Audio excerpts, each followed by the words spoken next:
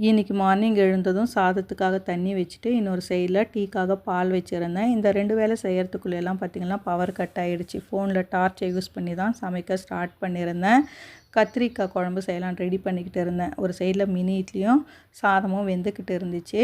Power வந்த உடனே அரைச்சிடலான்னு சொல்லி வெயிட் பண்ணிக்கிட்டு இருந்தேன். ஆனால் லாஸ்ட் வரலும் பவர் வரலையா, அதனால் கத்திரிக்காவை வதக்கிட்டு வெங்காயம் தக்காளி வதக்கி உருளைக்கிழங்கு போட்டு செமி கிரேவி மாதிரி ரெடி பண்ணியிருந்தேன். சண்டே ஸ்வீட் பொட்டேட்டோ வாங்கிக்கிட்டு வந்திருந்தேன் 3.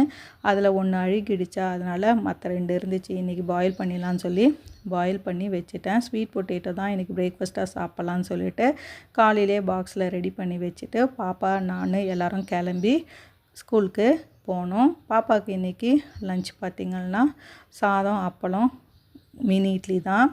பாப்பா கொண்டு போய் விட்டு வந்த பிறகு ஊற வச்சுருந்த துணியெல்லாம் துவைச்சிருந்தேன். அப்படியே காய போட்டால் காய மாட்டேங்குது. அதனால் மிஷினில் என்ன பண்ணேன், ஸ்பின் பண்ணி காய போட்டு 11:30க்கு மேலே என் ஹஸ்பண்டுக்கு சப்பாத்தி போட்டேன். காலையிலேயே நான் குழம்பு செஞ்சதுனால லைட்டாக ஹீட் பண்ணி டிஃபன் பேக் பண்ணிட்டேன். இப்படி தான் இன்றைக்கி போச்சு. பிடிச்சிருந்தா லைக்